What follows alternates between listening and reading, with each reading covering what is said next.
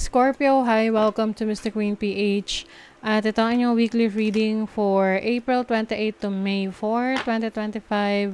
So if you're interested in private readings, meron tayong link sa description at sa pinned comment. Pakicheck nyo na lang yung information kung paano mag-book for a private reading. And please subscribe to our channel to show your support, like, share this video, at comment na rin kayo kung kayo ay naka-resonate. Okay, Scorpio, anong ganap sa inyo this week? What is up this week? Masarap ang tulog nyo ngayong week na to or babawi kayo sa tulog. Pwede kasi ng mga nakarang araw, lagi kayong puyat or meron kayong tinatapos na project or may mga pinagtuunan kayo ng pansin na halos hindi na kayo makatulog. So ngayong week na to, babawi ka sa tulog. You also have imagination. So, yung iba sa inyo, maaring mas magiging creative rin this week. Meron ka mga projects na ipupursue na kung saan gusto mo yung ginagawa mo. Example, painting, dancing, anything creative, anything related to arts, to music. You also have best possible decision. So, this week, meron kang major na pagdidesisyonan.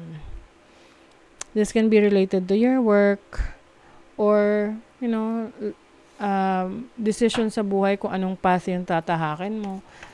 Example, kung mag-a-abroad ka ba, lilipat ka ba ng bahay, susubukan mo ba tong bagong trabaho, magninegosyo ka ba.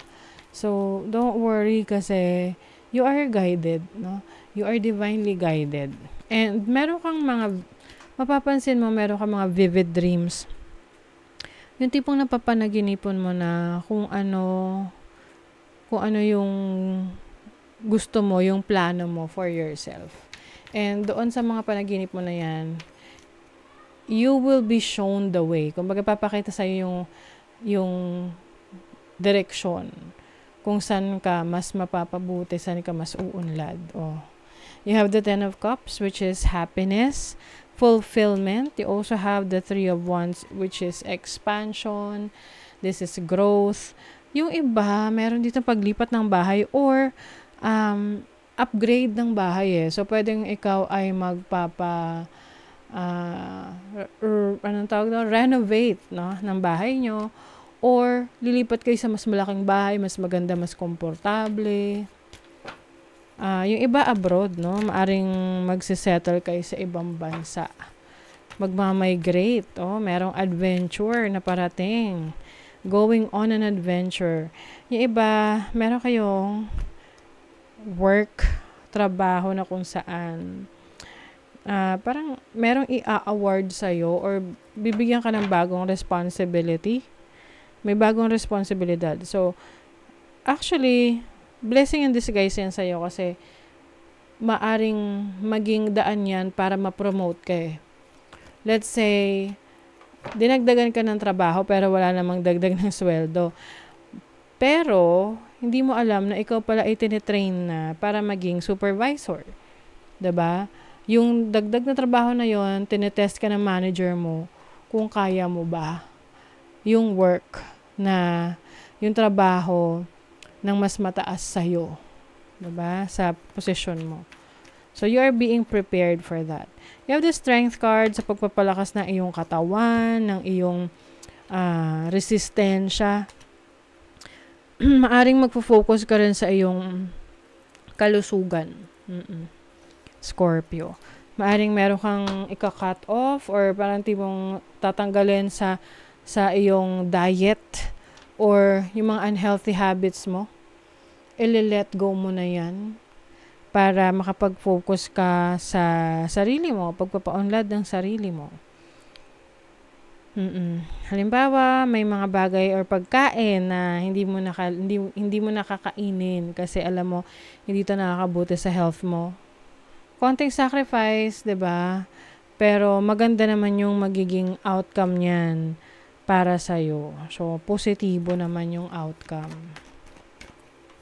Kasi mas maingat ka ngayon eh. Pwede kasi naka-experience ka ng challenges or struggles sa health mo. Tapos parang ayaw mo na ulit ma-experience yun. Kaya, kumbaga natuto ka na. You have Mercury in Libra. in the 7th house. This is about communication, open communication with someone romantically. Yung iba sa inyo, pwedeng papasok kayo sa isang commitment sa relationship. Yung iba, commitment sa trabaho, sa career path ninyo. You have Mercury in Scorpio in the 8th house. I'm seeing, meron ditong malapit na magkarelasyon. So, pwede itong romantic relationship, sa family, sa friendship, na meron kayong pag-aawayan na pwedeng itong pinag-aawayan nyo is paniniwala. Like, magkaiba kayo ng paniniwala or perspective sa buhay. Tapos, pwedeng mapikon nyo yung bawat isa. Kasi gusto nyo na, let's say, gusto mo na mag-agree sa yung friend mo or kung sino man person na to. And gusto niya naman na mag-agree ka sa kanya, pero hindi. So, sabi nga, agree to disagree. 'Di ba? Na we have to respect each other's beliefs kung talagang binavalue mo yung friendship nyo or relationship ninyo. You have the Sun in Leo in the 5th house. So, this is about attention. So, maaring iba sa inyo magiging center of attention kayo this week. Yung iba pwedeng, kasi may fortune dito so pwedeng meron kayong certain achievement pagdating sa inyong finances. Dahil na rin sa inyong pagiging malikhain. So, yung craft ninyo, whatever you are pursuing, yan ay magbibigay ng kaperahan sa inyo. You are going to work smart. May gold bars. Financial security. Dahil na rin to sa isang major decision na gagawin nyo sa trabaho, sa career ninyo, or sa business, na ito yung magbibigay sa inyo ng stability financially. Wow. Sa love life, honesty. Sorry. May magsusorry. Can be someone, anyone.